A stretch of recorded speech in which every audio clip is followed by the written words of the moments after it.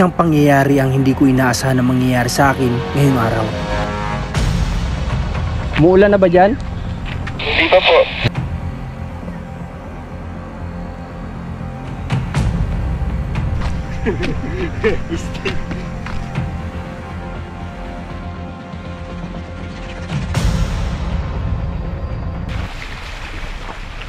7:30 AM ng umaga nang umalis kami sa aming tahanan dito sa San Mariano, Isabela.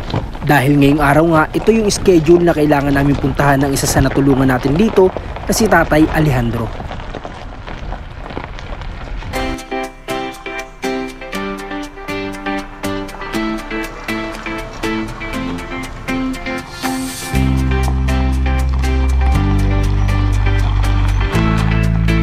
Malubak at matarik na daanan ang aming binabaybay para lamang marating ang kanilang lugar. Ngayon, nandito na po kami sa pagsisimula ng paglalakad namin. Yung sasakyan po, ipinarada lang namin dun sa taas. Kasi, ayun nga, ito talagang kalsada na ito ay medyo may kasikipan at talagang putik po ito. At marami siyang paahon at palusong. Mamaya makikita nyo yan sa vlog natin. Nung nakaraan, hindi po namin masyado na ipakita sa inyo. Kasi nga, hindi kami makapag-video kasi mas nakapokus kami sa paghawak sa motorsiklo kasi nga medyo nakakatakot yung daan dito. Pero ngayon na naglalakad kami, makikita nyo po dapat talaga sa ilog kami dadaan. Kaso nga lang yun, sabi ni Tatay Billy, mas mapapalayo kami doon.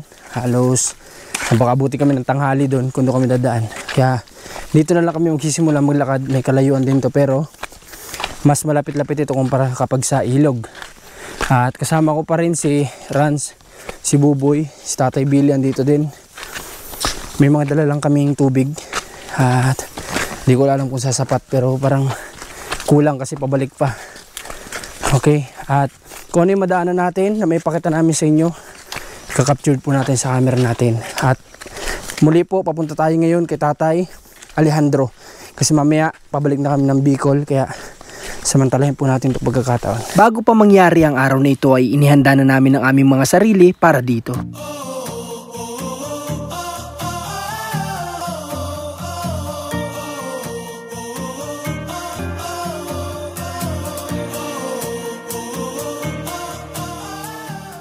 Ito pong nakikita nyo na inaakit namin ngayon. Yan yung inaakit namin na to. Umpisa pa lang po ito ng paahon dito. At kung makikita nyo, kami nahirapan dito noon. May mga hukay kasi siya na hindi pala dito, doon sa unahan. May mga hukay siya na talagang sakto lang yung gulong mo na anytime kapag dumulas doon ang gulong, pwede kang maaksidente. Kaya mas mainam talaga na lakarin na lang ito kahit na may kalayuan talaga. Yan, ito naman pababa na. At saka makita nyo ano siya, di ba, yung putik. Kaya sabi ni na Tatay Billy, kapag maulan, medyo hirap ang kahit motorsiklo dito, hirap. Kasi ito pag nabasa itong putik na ito, madulas talaga. Yan o. Unti-unti kami nakakaramdam ng init ng mga oras na ito dahil maaga pa lamang dito ay napakatindi na ng sikat ng araw. Medyo malayo-layo pa kami, wala pa kami sa kalahati. Buti pa si Buboy, kinakanta-kantahan lang. Sa bukid walang papel. Ikuskus mo sa pilapil. Kaya kanta-kanta lang tayo ni Buboy. Taas oh. Tayo ay hingal na eh. Hingal na tayo si Buboy pa kanta-kanta lang. Grabe, ayan o. Tay, ano po ito? Mais? Oo, mais. Ayan o, makita nyo oh. Dahil mais na tanim. O bali ito yung daan na kung saan yung nung pabalik na kami ni na Tatay Billy noon, talagang medyo nahirapan yung motor kasi yun nga yung motor na gamit namin kay Tatay Billy, medyo naglo-lose power yun. Tinan nyo yung kalsada oh. Ayun, pakita mo. Grabe oh. Kailangan mo talaga dito yung motor mo medyo condition din. Oh, dito yata kami ni Tatay Billy naglusot yung gulong. Ano Tatay? Dito sa gilid na to. Tapos itong kabila, may harang naman dito. Hindi malalaglag yung motor, ikaw lang. Diretso ka doon sa baba. Yan dito sa ganito. Kami nalusot yung gulong. Diyan o, diyan mismo. Dito ito oh, tinan nyo oh. Grabe oh. Ang tindi. Oh. Pwede nang gawin ano to.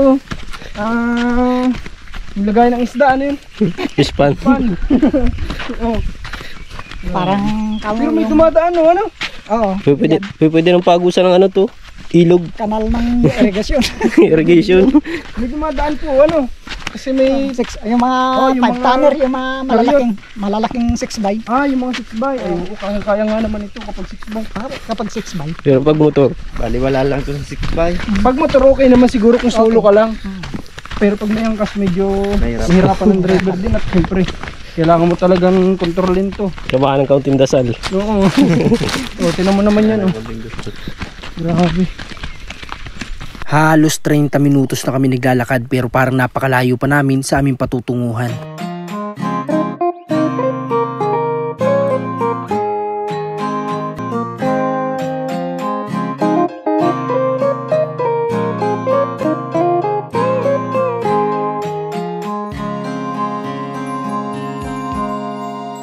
Hindi na rin naman bago sa amin ang mga lakarin na ganito dahil noon man ay nakaranas na rin kami ng malalayo na misyon.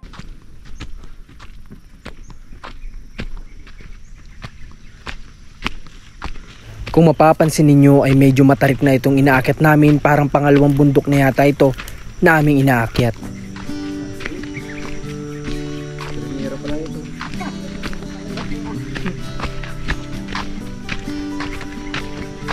Baba nung inaahon namin ano. Baba. Hindi rin bundok.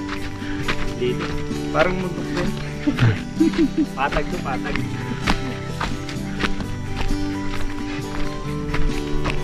Sting, baka naman. Sting. Sponsor, Sting.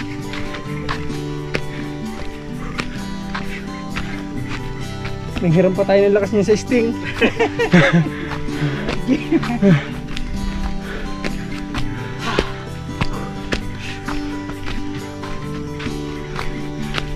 At makalipas nga ang halos 40 minutos, naupo muna kami panandali dito sa gilid ng daan. Dahil talagang inabot na rin kami ng uhaw at tila nga kukulangin ang aming dala na tubig, pero susubukan namin ito na pagkasyahin. Nakakapagod man pero ang importante masaya kami lahat sa aming ginagawa.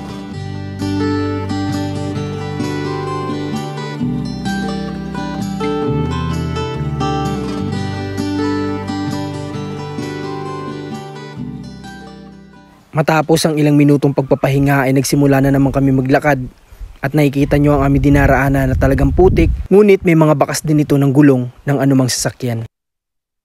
Nagsimula na ulit kami maglakad kasi nga para hindi kami abutin mamaya ng sobrang init pabalik, kasi pag pabalik andito na yung lahat paahon, kaya kinakailangan namin na hindi abutin ng sobrang kainitan. Kaya nga maaga kami umalis para na sa ganun sa paglalakad namin. Kahit na yung init ganito pa lang, hindi pa siya sobrang sakit sa balat. Ayan o, andun sila sa baba.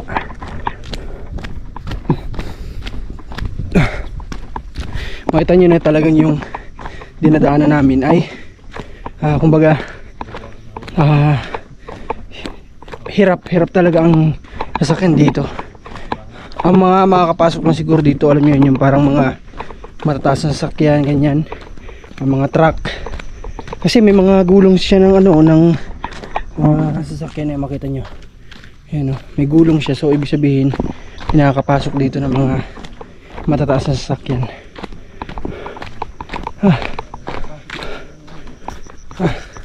Naiwan na tayo.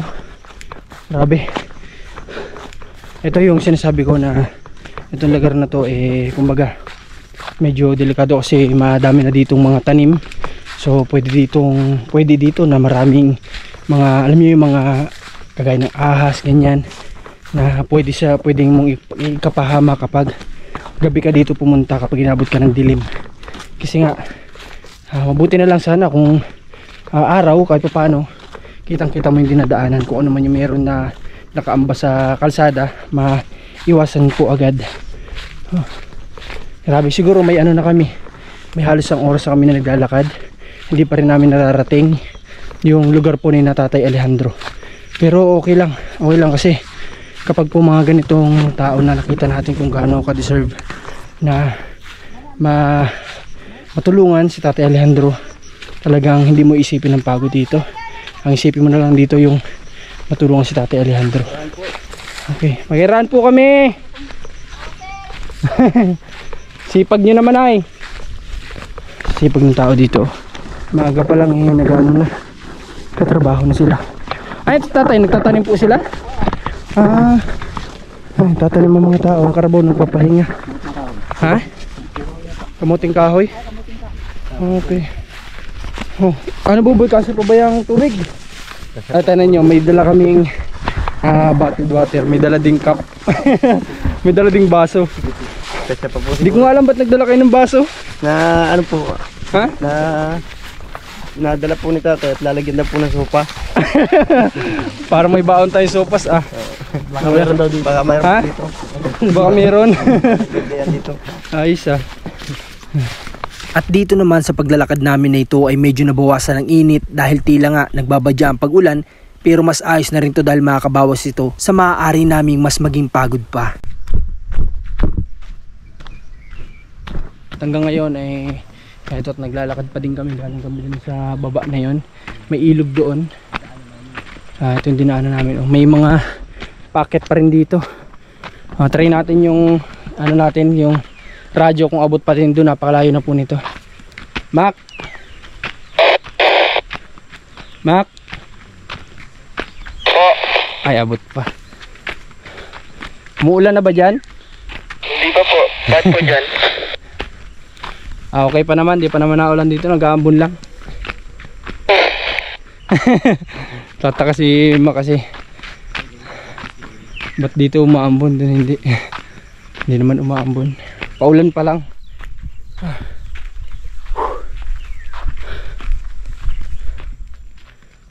Ano, buyas na kayo? Ubus na nga yung tubig nila oh. Ubus na yung tubig. Dapat pala kapag papunta ka talaga po dito tatay meron kang dalang maraming tubig ano? Talaga. Kanina kasi may dala sa dapat sila yung nasa Wilkins na malaki, di ba? Kaso nga lang sabi ko bili na lang kami. Kulang pala. Kasi medyo marumi, may buwabuhangin yung sa Yung kanina sa poso. medyo hindi lang ganun kalinis yung nailabas kanina ng poso. Pero yun, ang sarap ng tubig talaga dun. Dun kasi nanggagaling din ininom na commander. Mano siya, masarap inumin. Kaya lang kanina nga medyo malabo. Akit ulit tayo.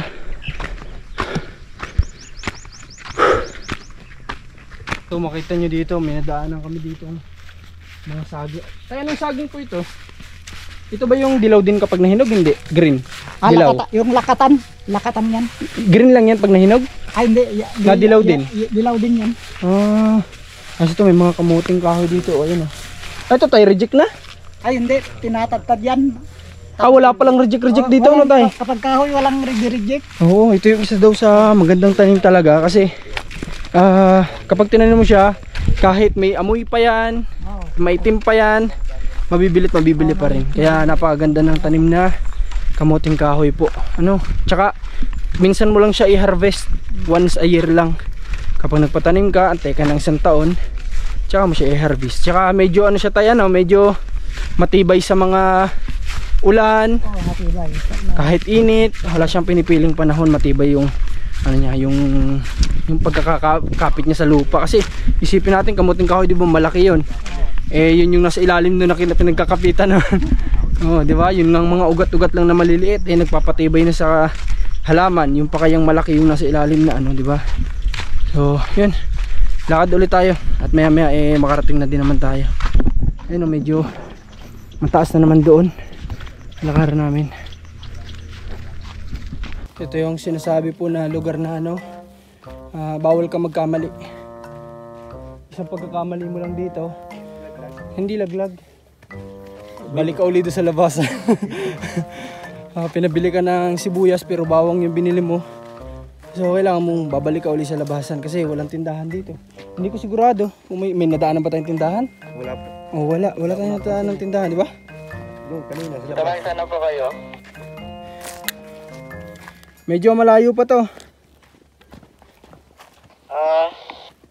Oo, mga ano pa to, 30 minutes pa daw. Ipag-lip po muna ako. Okay, sige. Ay, so malayo-layo pa talaga to. Mga 30 minutes pa daw. Ganito kalayo yung nilalakad ni Tatay Alejandro. Para lang siya ay makasimba. Kaya sobrang salute sa kagaya ni Tatay Alejandro. Pasipag. Ano masabi mo kay Tatay Alejandro?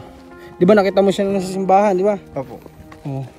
Ngayon, ano nung masabi mo sa nilalakad niya? Ang masasabi ko po sa kanya kay Tatay Alejandro, bilib po ako. Bilib, Sa nakabilib kanya. ano? Opo. Dahil nagagawa niyang makapagsimba kahit ganito kalayo yung Nilalakad. nilalakad niya. Ang tindi talaga. Talagang, ano, nung makita namin siya sa simbahan nung Saturday, hindi ko in-expect yun na nandun siya. So makikita niyo yan pagdating natin dun sa kanila. Isasama ko yung vlog ko doon sa simbahan. Mapapanood niyo po yan.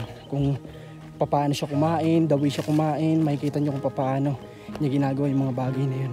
Na parang kung isipin natin ang hirap, pero sa kanya walang imposible. Alam nyo ba na mas masaya kami sa ganitong klase ng misyon?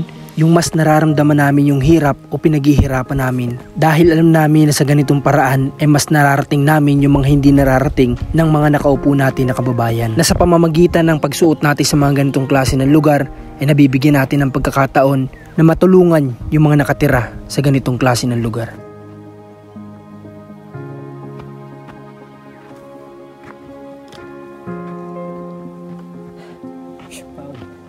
Puro ahon yung ano namin naman ngayon. Kanina puro palusong.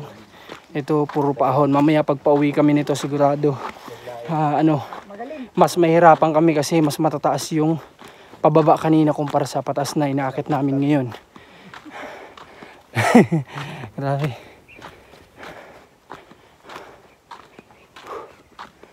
Ano siya sa baba, oh. Oh, ang daming bunga ng saging, oh. Ayun, oh. Sa taas. Meron din dito.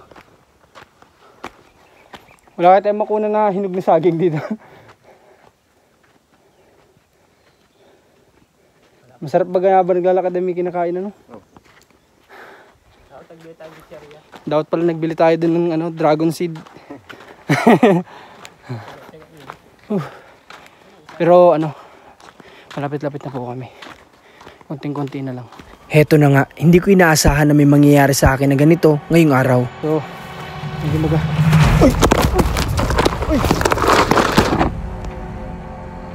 Ano na nga ba ang nangyari sa akin matapos mahulog sa gilid ng bundok na ito? Okay, pasensya na po kayo at naputol yung video natin kanina. At nadulas lang tayo dun sa bangin. Buti lang dito nagdire-diretso dun sa may pababa. Kasi medyo matarik. Nadulas yung natibag yung putik. Pero at least na safe tayo, nakakit pa rin tayo. Oh, medyo malayo-layo pa, no? Mga siguro 10 to 15 minutes ganyan ang lalakarin po namin. Buti na lang doon pa si Buboy kanina sa likod at siya nagabot sa akin doon sa may pataas. Di muntik na maano yung cellphone, buti nagkalang doon sa may bato, hindi nalaglag sa pinakababa. Mabuti na lang talaga ay mayroon pa tayong kasama ng mga oras na yun at hindi tayo nalaglag sa pinakambaba. Kaliwa, kanan, kaliwa.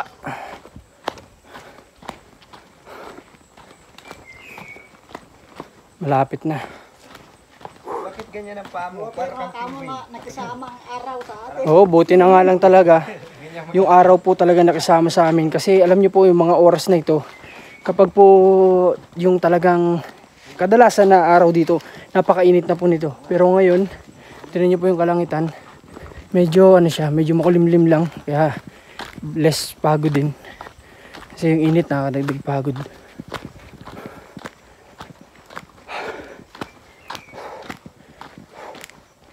Ano, kaya pa? kaya po. Kaya pa. Opo. Buti na lang kumalang yung cellphone kanina, no? Sa may bato. Kaya nga. O hindi, laglag doon sa baba. Matarik yun eh. Tsaka nauna na si Tatay tsaka si Rans. Buti na iwan si Buboy doon. Napakatarik pa naman. Bangin. Sumakit din yung balakang ko. Ikaw ba Tama po kanina na si Sir Jonathan na eh. Ano yan? Ha? Ano yan? Nakita po namin kayo na si, Brother Jonathan. Oh, saan papunta? Nagdire-diretso naman po doon, tapos tinanong sa akin kung nagpunta po kayo sila, Okay, ano sabi mo? Alejandro po. Ah, okay. At tinanong niya din po kung ilan kayo. Sabi ko po 4. Okay, sige. Abangan ninyo ang naging vlog namin kay Tatay Alejandro na talaga namang pinabilib kami ng sobra na tiyak pati kayong mga manonood ay hahanga sa kanya ng sobra.